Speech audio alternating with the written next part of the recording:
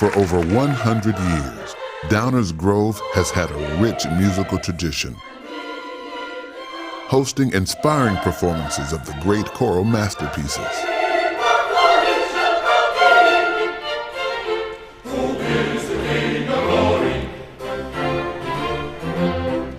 In the beginning, sounds of Handel's Messiah resonated against the walls of the Methodist Church, starting a great tradition of oratorio performances that would last through generations into the present day.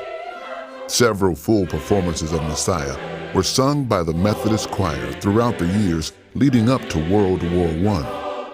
Downers Grove Choral Society co-founder Donald Drew remembers hearing his first performance in 1920, after which no further Messiah singing was heard in the area for 15 years. During that span, other great works were celebrated, such as Mendelssohn's Elijah, which was brought to the area around 1926 by the West Suburban Choral Society. In 1935, the Messiah was performed in full for the centennial of the Methodist Church. The Congregational Church of Downers Grove, along with Peace Lutheran and Barry Memorial Church from Chicago, joined in the chorus. From then on, the Methodist choir, joined by singers from other local churches and the high school, gave yearly performances of the Messiah.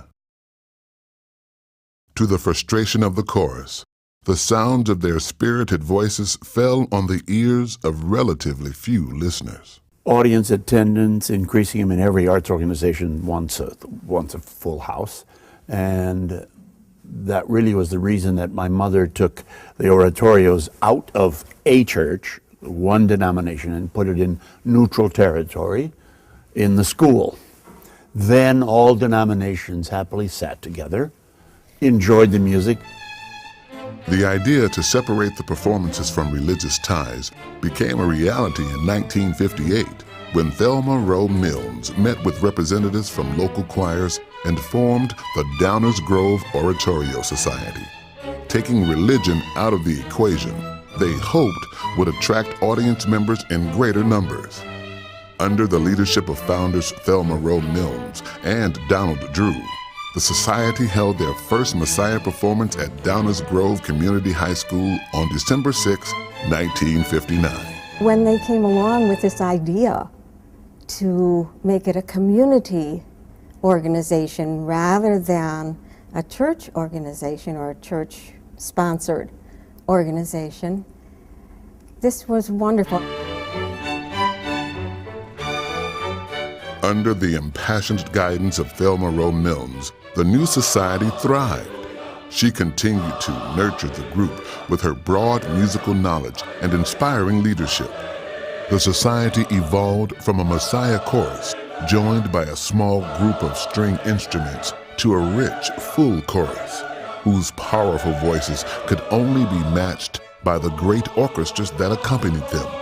They continued to expand their musical repertoire, mastering performances by the great composers, such as Brahms and Mozart.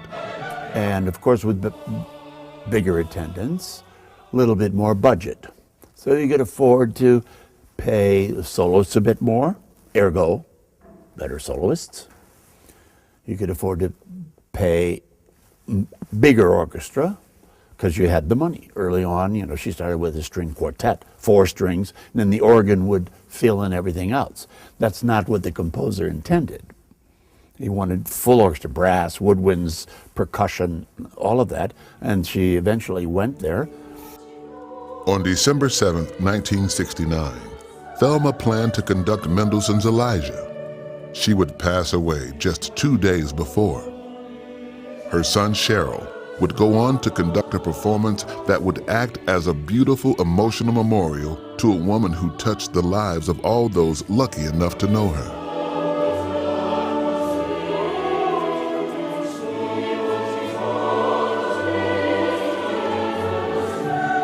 In the years that followed, Thelma's spirit lived on as the group continued to thrive under the leadership of the music directors that followed in her footsteps: Margaret Bollinger, Gregory Sullivan Isaacs, and current director Robert Host shaped and influenced the society, helping it become a truly incredible organization.